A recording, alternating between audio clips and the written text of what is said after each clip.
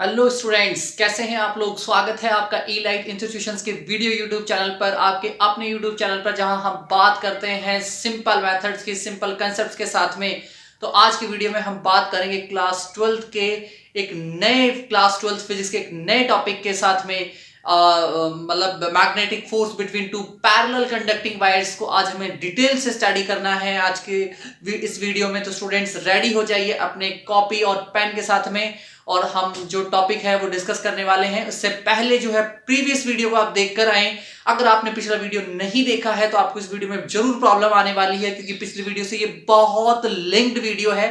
थोड़ा सा याद दिला देते हैं। पिछले वीडियो में हमने मैग्नेटिक फोर्स कैलकुलेट किया था on A current carrying conducting wire. याद करिए, magnetic force on A current carrying conducting wire means ये हो गया कि हमने मैग्नेटिक फोर्स में जब एक करंट कैरिंग कंडक्टिंग वायर को प्लेस किया तो उसकी प्लेसिंग पर हमें एक फोर्स मिला, और उस फोर्स को हमने बोला bill sine theta, BIL sine theta, जहां पर बी यूनिफॉर्म मैग्नेटिक फील्ड था, आई जो है वो current flowing in the conducting wire था, एल जो है वायर की लेंथ थी, और साइन थीटा में जो थीटा एंगल था वो angle between length of the wire and magnetic field हुआ करता था स्टूडेंट्स। तो इस वीडियो को आप देखकर इस वीडियो को देखें, पहले इस वीडियो को देखकर आए, बिल साइन थीटा वाली वीडियो को देखें, जस्ट पिछले वाले वीडियो को देखें, उसके बाद में आप इस वीडियो को कंटिन्यू करें। तो आज का टॉपिक स्टार्ट करते हैं हम बिना किसी टाइम वेस्ट करे हुए। तो मैग्नेटिक फोर्स कैलकुलेट करेंगे between two parallel conducting wires. तो टॉपिक लिखना स्टार्ट करें, magnetic force. Magnetic force start करेंगे, not magnetic force, yes magnetic force ही पढ़ेंगे। Magnetic force, magnetic force on a magnetic force on a not on magnetic force between two parallel current carrying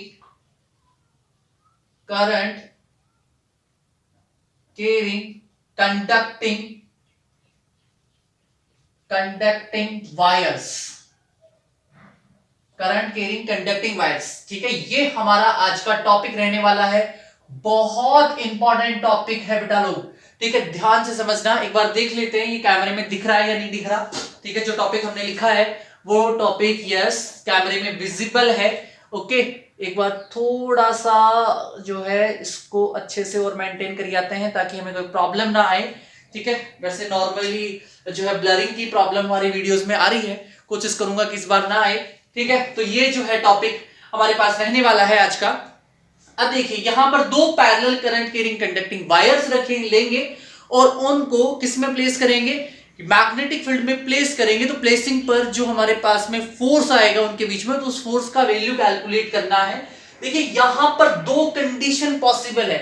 ये जो topic है ध्यान से सुनना और समझना। ये जो टॉपिक है यहां पर दो कंडीशन पॉसिबल है। देन कंडीशन नंबर फर्स्ट, ठीक है, first condition, okay, condition first. पहले फर्स्ट कंडीशन के लिए हम कंसीडर करते हैं डायग्राम को, डायग्राम बनाते हैं हम लोग। ठीक है, अच्छा देखिए, हमने क्या किया, यहां पे हमारे पास एक बहुत लॉन्ग जो है स्ट्रेट करंट कैरिंग वायर है। सपोज करो ये वायर ए है और ये जो है ये हमारे पास वायर हो गया बी। ठीक है, ये दो वायर हमने कंसीडर कर लिया, wire A and wire B. बात को ध्यान से समझना। और जो वायर ए है इसमें जो करंट फ्लो हो रहा है वो सपोज कर लो I1 करंट चल रहा है, और वायर बी में जो करंट जा रहा है वो I2 करंट जा रहा है।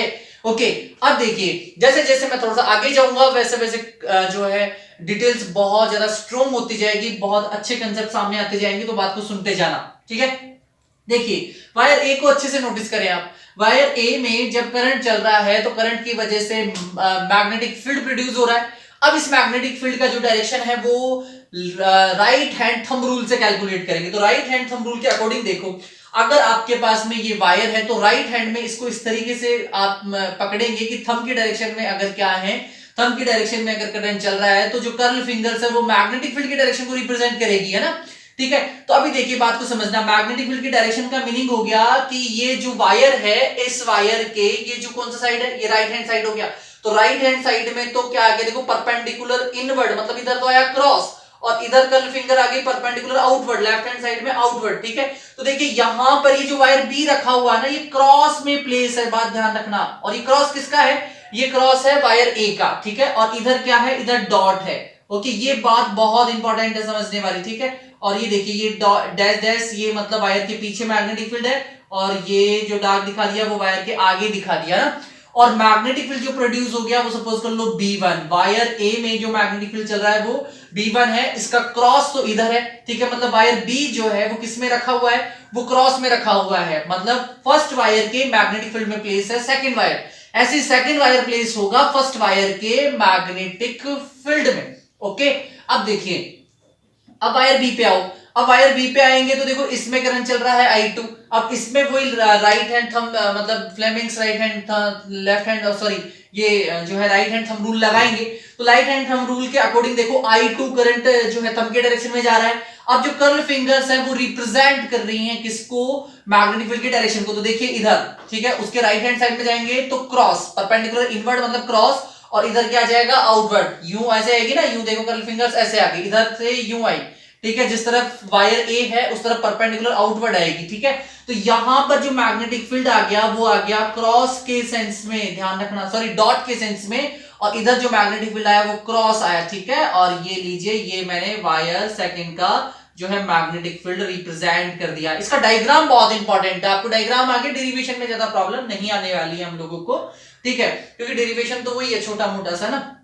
अब देखिए ये जो है ये डॉट में प्लेस है और ये क्रॉस में प्लेस है, ध्यान रखना, और वायर जो बी का मैग्नेटिक फील्ड है वो B2 है। अब यहां पे जो चीज समझने वाली है वो ये है कि जो वायर ए है वो B2 मैग्नेटिक फील्ड में प्लेस है, और वायर बी जो है वो B1 मैग्नेटिक फील्ड में प्लेस है। ये बात बहुत इंपॉर्टेंट है, ध्यान रखने वाली बात है, ध्यान रखना, ठीक है। जो वायर ए है, वायर ए है ना, वायर ए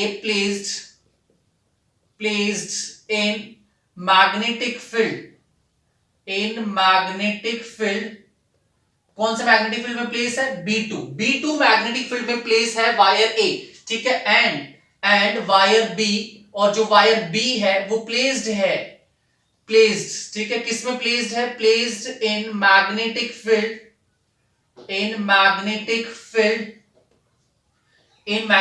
B1, ये B1 में प्लेस्ड है, ठीक है। जो A है वो B2 में प्लेस्ड है, B जो है वो B1 में प्लेस्ड है, डायग्राम में इजीली दिख रहा होगा ही, ठीक है। अच्छा यहां पर अब देखो, अगर मैं यहां पे क्रॉस आऊं तो ये क्रॉस किसकी वजह से है, ये क्रॉस है B1 की वजह से, तो देखो मैग्नेटिक फील्ड रिप्रेजेंट करूंगा तो देखो ये ऐसे आ जाएगा B1, बात समझ में आई, ठीक है। और यहां पे डॉट की वजह से दिखाऊंगा तो परपेंडिकुलर आउटवर्ड, तो ये आ गया, इसको बोल देंगे B2, बात समझना।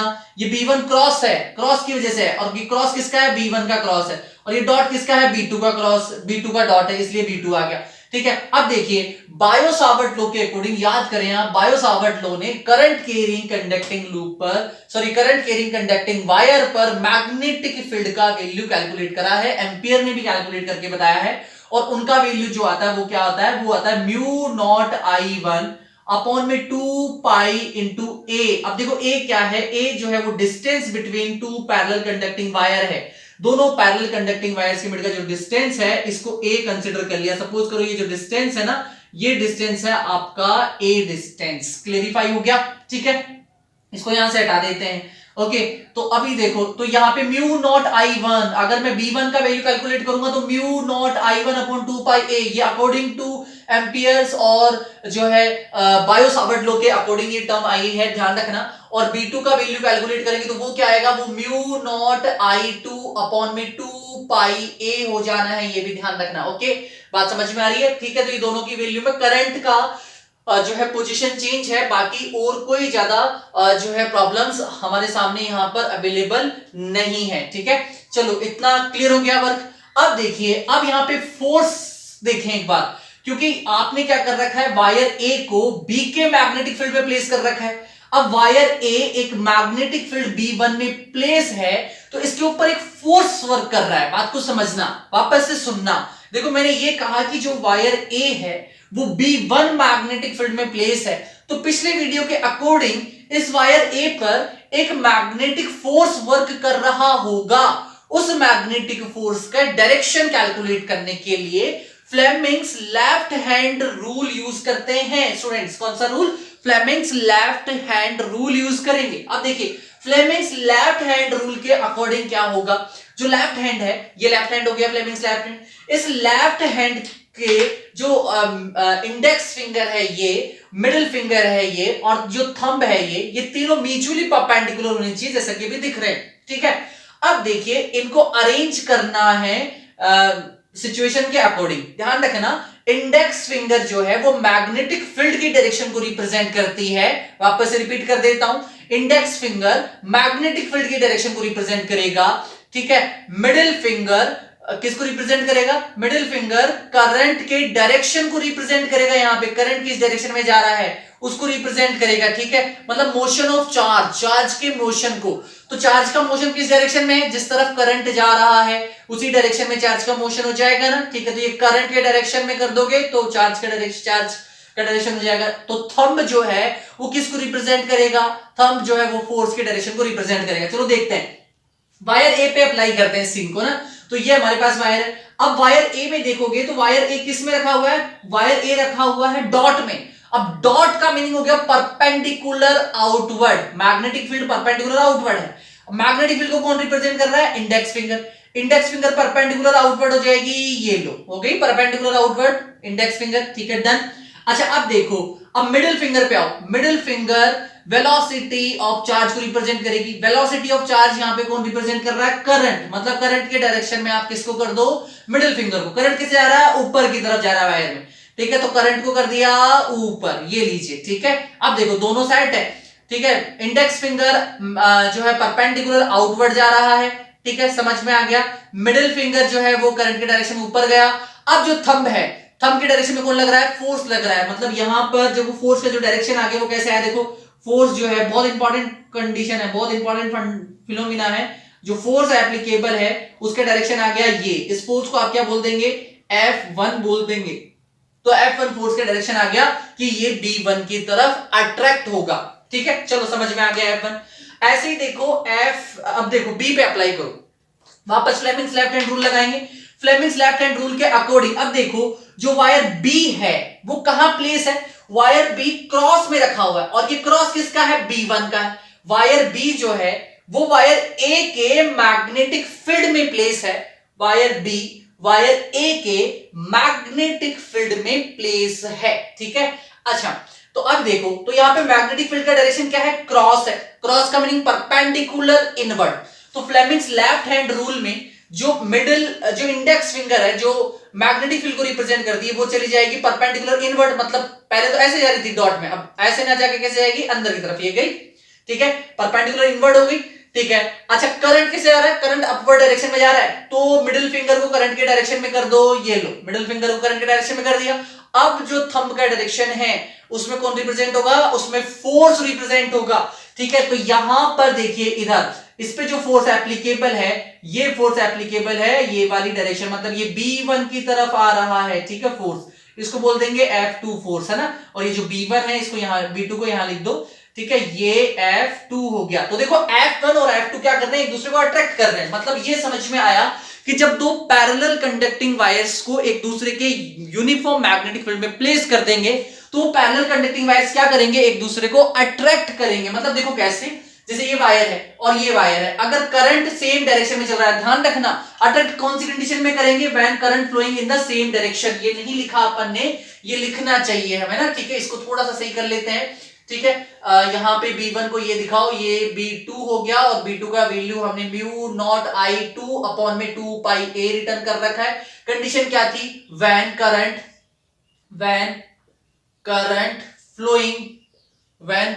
Flowing in same direction. Okay, ये ध्यान रखना, सेम डायरेक्शन में करंट जा रहा है।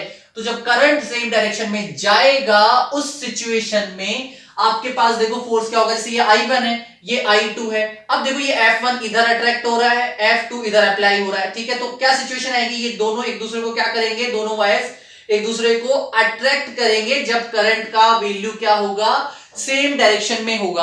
अब इसका कंडीशन नंबर सेकंड भी है, अगर आप क्या करेंगे? करंट का डायरेक्शन अपोजिट कर देंगे, मतलब एक करंट अपवर्ड जाएगा दूसरा करंट डाउनवर्ड आएगा, तो उस सिचुएशन में मैग्नेटिक फील्ड का डायरेक्शन क्या होगा?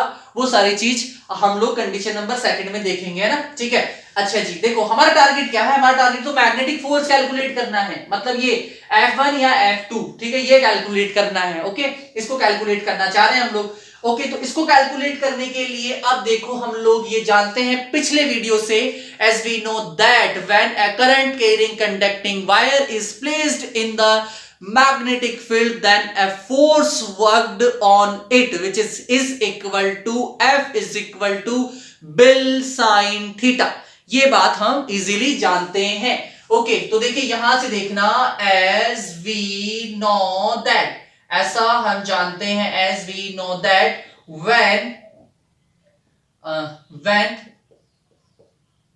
when a current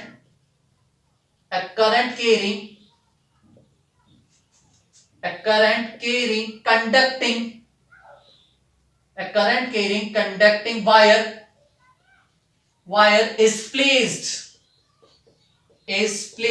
in magnetic field, ठीक है, then a force applied on it, a force worked on it, okay, a force worked on it which is equal to F is equal to BIL sin theta. बात समझ में आई? F is equal to BIL sin theta, equation number first done, ठीक है। अच्छा, अब ये लगानी किसके ऊपर है? 4 वायर ए पे लगानी है। तो देखिए देन 4 वायर ए, ओके, 4 वायर ए, अगर आप वायर ए पे एप्लीकेबल करेंगे इसको, तो वायर ए पे जो फोर्स लग रहा है वो F1, तो देखिए यहां पर क्या बोलेंगे आप, F1 इज इक्वल टू, अब देखो B, अब B कौन सा लेंगे, B1 लेंगे या B2 लेंगे? तो देखो, तो जो वायर ए है वो किस में प्लेस्ड है, वो वायर ए जो है वो B1 में प्लेस्ड नहीं है, ध्यान रखना, वायर ए जो है वो डॉट में प्लेस्ड है, और ये डॉट किसका है, डॉट जो है B2 का है, देखो ये रहा B2, है ना, तो वायर ए किस में प्लेस्ड है, B2 में, तो ये आ जाएगा F1 is equal to B2, और ये करंट कौन सा है, I1, और L, सपोज कर लो कि जो वायर की लेंथ है वो कितनी है हमारे पास में, L1, जैसे इस वायर की लेंथ को हमने कंसीडर कर लिया L1, ठीक है, ओके, L कंसीडर कर लो, और ये वाले वायर की लेंथ भी क्या हो जाएगी, L कंसीडर कर लो, दोनों वायर की लेंथ को सेम कंसीडर कर लो, L, ओके, तो देखिए L1 L2 भी कर सकते हो इसको, ये L1 हो गया, ये L2 हो गया, ओके, तो देखो F is equal to B2 I1 L1, और ये क्या आ गया, साइन थीटा। अब देखो थीटा की वैल्यू देखो, where theta is equal to क्या हो गया, 90 डिग्री, थीटा 90 डिग्री है, थीटा 90 कैसे है वो देखो, थीटा जो होता है वो एंगल होता है, किस किस के मिड का एंगल होता है, angle between L and B, इन दोनों के मिड का एंगल है। तो अभी देखो वायर कैसे है, वायर तो ऐसे है, ये रहा, मैग्नेटिक फील्ड कैसे, या तो अंदर की तरफ है या फिर बाहर की तरफ है, दोनों केसेस में देखेंगे तो दोनों केसेस में जो थीटा वो क्या बन रहा है, 90 बन रहा है, ठीक है, तो यहां पे थीटा का वैल्यू आप 90 प्लेस करेंगे। तो अभी देखो नेक्स्ट वैल्यू क्या आ जाएगा, F2 is equal to B2 I1, और ये L1 आ गया, ये किसके लिए आया, ये F2 पर आया, F2 पर इतनी वर्किंग हो गई, ठीक है। अब देखिए B2 का वैल्यू देखो, ये रहा, B2 का वैल्यू क्या है, mu naught I2 upon 2 pi A, ये B2 का वैल्यू है, ठीक है, तो यहां पर देखेंगे F2 is equal to B2 का वैल्यू प्लेस करेंगे, तो B2 का वैल्यू प्लेस करेंगे तो देखो यहां पे कंडीशन है म्यू नॉट I1 I2, और ये आ जाएगा L1 अपॉन में 2 पाई A, ये वाला आपके पास फंड आ जाएगा, ये वाला फोर्स वर्क करता है इक्वेशन नंबर सेकंड, क्योंकि यहां पर आपने B2 का वैल्यू प्लेस कर दिया, म्यू नॉट I2 अपॉन में 2 पाई ऑफ A, ये आपने वैल्यू यहां पर प्लेस करा, ठीक है, sorry not F2, this is F1, ये कौन सा फोर्स है, F1 फोर्स है, ध्यान रखिएगा स्टूडेंट्स, F1 फोर्स हो गया ये, ठीक है। एक छोटा सा स्टेप और देखिए, यहां से हम थोड़ा सा आगे चलेंगे, चलो इतना क्लियर है, ये चीज क्लियर है ना, ठीक है। सिमिलरली अगर ऐसे ही मैं वायर B के लिए बात करूं, देन वायर A, जैसे वायर A के लिए बात करा, then for wire B, okay, for wire B, अगर मैं B वायर पे कैलकुलेट करूं तो मेरे पास कैलकुलेट हो गया आएगा F2, और F2 का भी वैल्यू क्या आ जाएगा, बिल्कुल सेम आएगा, ठीक है। अच्छा F2 के लिए क्या कैलकुलेट आएगा, देखो B1, क्योंकि वायर B पे अप्लाई कर रहे हैं, वायर B किस में प्लेस है, B1 में प्लेस है, देखो ये रहा B1 में प्लेस है, तो B1 करंट कौन सा चल रहा है, I2 चल रहा है, लेंथ क्या है लेंथ L2 है और वही क्या आ जाएगा साइन थीटा, और थीटा का वैल्यू वही क्या हो गया 0 डिग्री। तो देखो f of 2 is equal to क्या आ गया B1I2 और L2। अब देखो B1 का वैल्यू क्या है, ये रहा, तो ये वाला वैल्यू यहां प्लेस कर देंगे तो F2 इज इक्वल टू क्या आ जाएगा म्यू नॉट I1 I2 और L2 अपॉन में क्या आ गया, अपॉन में आ गया 2 पाई ऑफ A आ गया। ये बन गया equation number third.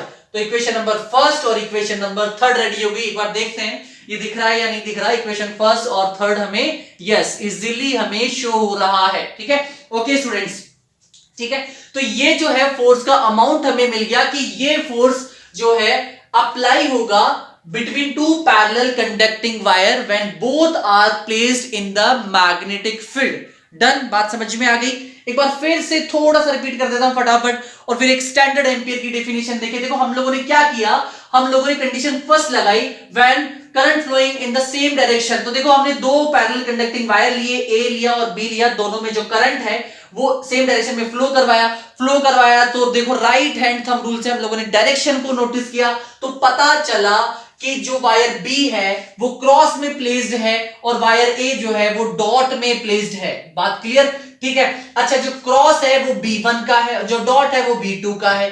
According to Biot Savart and ampere's law B1 and B2 values is equal to mu naught I1 upon 2 pi A और mu naught I2 upon 2 pi. ये कैलकुलेट कर चुके हैं पिछली वीडियो में, आप जाके देखें तो हमें करंट कैरिंग कंडक्टिंग वायर पे मैग्नेटिक फील्ड का वैल्यू ये आया है when this magnetic field is distance of A from the wire। देखो वायर से A डिस्टेंस पर है, ये जो मैग्नेटिक फील्ड आ रहा है ना, ये वायर से A डिस्टेंस पर है इधर, और इसी वायर के लिए A डिस्टेंस पर इधर मैग्नेटिक फील्ड। ठीक है, अच्छा ये दोनों चीजें ऑलरेडी क्लियर है और लाए हैं। यहां पर दो इंपॉर्टेंट फैक्टर बहुत ध्यान रखने हैं। ठीक है, wire A placed in magnetic field B2, wire A B2 magnetic field में प्लेस्ड है और wire B placed in magnetic field B1। ये बात ध्यान रखने वाली है, इसको लिखा इसलिए क्योंकि ध्यान रहे। ठीक है, अब देखो हमें पता है when a current carrying conducting wire is placed in magnetic field, okay, then a force worked on it, तब उसके ऊपर एक फोर्स वर्क करेगा which is equal to F is equal to Bill sin theta।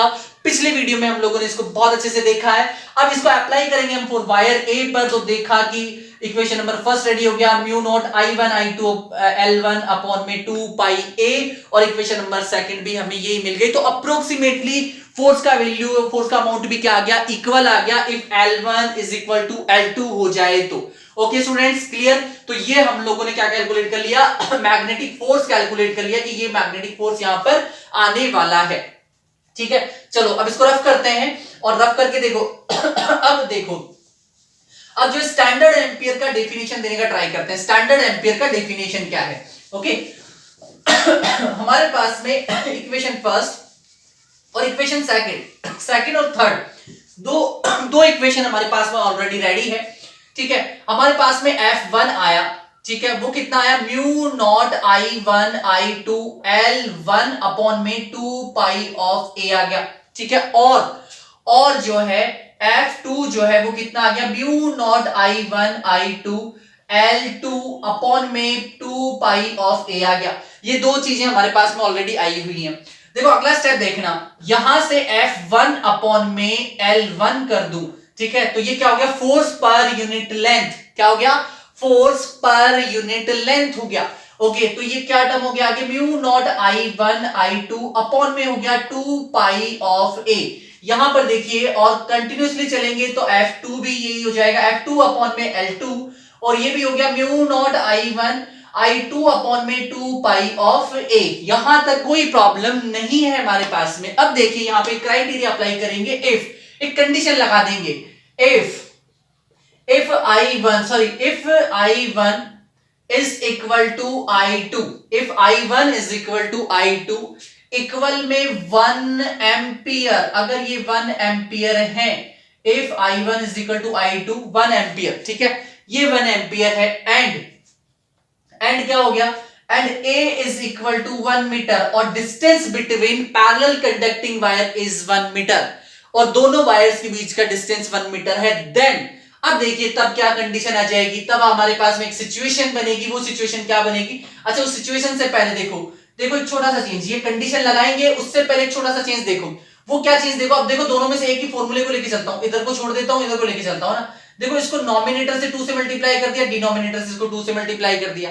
ऐसा करने पर देखो फायदा क्या हो रहा है, ऐसा करने पर फायदा ये हो रहा है कि जो F1 अपॉन में L1 आ रहा है वो कितना आ गया, वो आ गया 2 mu naught I1 I2 upon में क्या हो गया, अपॉन में 4 पाई a आ गया। ठीक है, 4 पाई a, बात समझ में आई, 4 पाई a। अच्छा रुको रुको रुको रुको, बाद में करते हैं ये मल्टीप्लिकेशन। ठीक है, पहले अपन कंटिन्यूअसली ही चलते हैं, कंडीशन लगा लेते हैं, कंडीशन लगा के सॉल्व करते हैं ना। इफ, वापस पहले कंडीशन लगा दो, if I1 is equal to I2 is equal to 1 ampere and a मतलब distance between parallel conducting wire is 1 metre, ये 1 मीटर हो गया। देन देखो क्या कंडीशन आई, देन F1 अपॉन में L1 इज इक्वल टू क्या हो जाएगा, म्यू नॉट अपॉन में 2 पाई, यही होगा, म्यू नॉट अपॉन में 2 पाई, इसके अलावा कुछ नहीं होगा। और इधर देखो F2 अपॉन में L2 भी क्या हो जाएगा, म्यू नॉट अपॉन में 2 पाई हो गया, ये भी। ठीक है, अब देखो नॉमिनेटर को 2 से मल्टीप्लाई करो, डिनोमिनेटर को भी 2 से मल्टीप्लाई करो, इधर भी यही कंडीशन अप्लाई करो। जरूरी नहीं कि दोनों को साथ लेके चलो, एक कंडीशन लेके चल रहे हो तो भी काम होगा अपना ना। देन F1 अपॉन में L1 इज इक्वल टू, देखो ये क्या हो गया, ये हो गया 2 म्यू नॉट अपॉन में 4 पाई, है ना।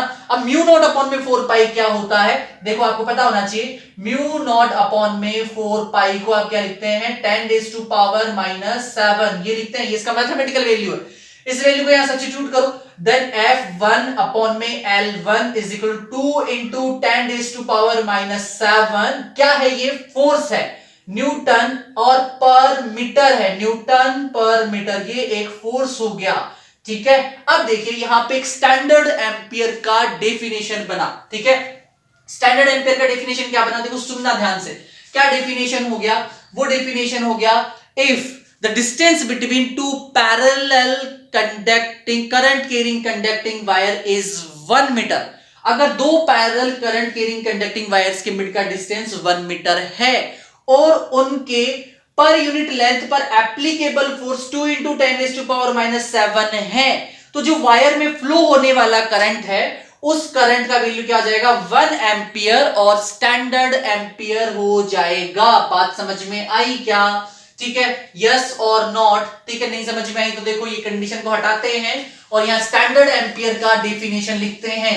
स्टैंडर्ड एम्पियर का देखो क्या डेफिनेशन आया, स्टैंडर्ड एम्पियर, स्टैंडर्ड बहुत इंपॉर्टेंट डेफिनेशन है, स्टैंडर्ड एम्पियर, स्टैंडर्ड एम्पियर। ठीक है, अब देखो स्टैंडर्ड एम्पियर का डेफिनेशन क्या बोला मैंने, if the distance between two parallel current carrying wire, if the distance दिखेगा क्या, एक बार देख लेते हैं। ओके, ये दिखेगा, यस, इफ द डिस्टेंस, आप थोड़ा सा लिख लीजिएगा सुन के,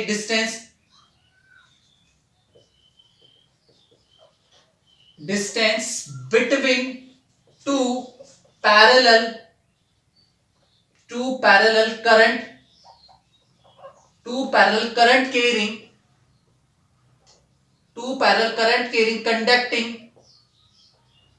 कंडक्टिंग वायर्स इज 1 मीटर, बहुत इंपॉर्टेंट है, 1 मीटर का डिस्टेंस पर उनको प्लेस कर दिया, and the magnetic force and the magnetic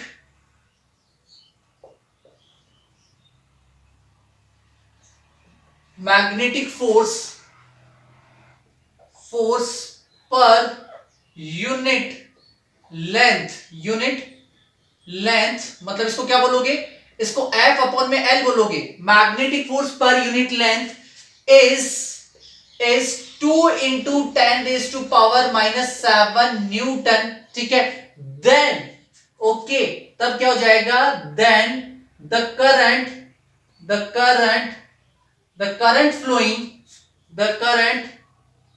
flowing in wires is called standard ampere. तो उसको आप क्या कहेंगे, उसको आप बोलेंगे स्टैंडर्ड एम्पियर, और क्या बोलेंगे, और 1 एम्पियर भी आप इसे कह सकते हैं। तो देखो आज की वीडियो में बहुत इंपॉर्टेंट डेफिनेशन हमें देखने को मिली। स्टैंडर्ड एम्पियर क्या होता है फिर से समझना कि जब दो parallel current carrying conducting wires एक दूसरे से 1 मीटर की डिस्टेंस पर प्लेस्ड हैं। देखो ये parallel current carrying conducting wires हैं, दोनों के बीच का डिस्टेंस 1 मीटर है और इनकी जो पर यूनिट लेंथ है, चाहे ए वायर की ले लो चाहे बी वायर की ले लो, इनकी पर यूनिट लेंथ पर जो फोर्स एप्लीकेबल है मैग्नेटिक फोर्स वो 2 इंटू 10⁻⁷ न्यूटन अगर हो गया तो वायर्स में जो फ्लो होने वाला करंट है उस करंट को आप क्या बोलेंगे, स्टैंडर्ड एम्पियर बोलेंगे और 1 एम्पियर आप उसे कहेंगे। ओके, बात समझ में आई? ओके स्टूडेंट्स, ठीक है। तो देखिए आज के वीडियो में हमने कंडीशन नंबर फर्स्ट को बहुत अच्छे से देखा। अब आपके ऊपर डिपेंड करेगा, आप कंडीशन नंबर सेकंड को देखें, वायर्स में क्या कर दें, डायरेक्शन को चेंज कर दें, डायरेक्शन को चेंज करके आप लोग इस कंडीशन को फिर से रीड करें, बहुत अच्छे से समझें, आपको बहुत अच्छे से समझ में आएगा। बिल्कुल मुझे फॉलो करते हुए सेकंड कंडीशन को करें, आपको 101% समझ में आएगा स्टूडेंट्स। तो आज की वीडियो को हम यहीं स्टॉप करेंगे। मे बी होप करूंगा कि आपको वीडियो बहुत अच्छे से समझ में आया होगा। आप शेयर करेंगे, वीडियो को लाइक करेंगे और अभी तक चैनल को सब्सक्राइब नहीं किया है तो सब्सक्राइब भी करें स्टूडेंट्स। मिलते हैं हम नए वीडियो में नए टॉपिक के साथ, तब तक के लिए व्यस्त रहें, मस्त रहें। Bye bye, good bye.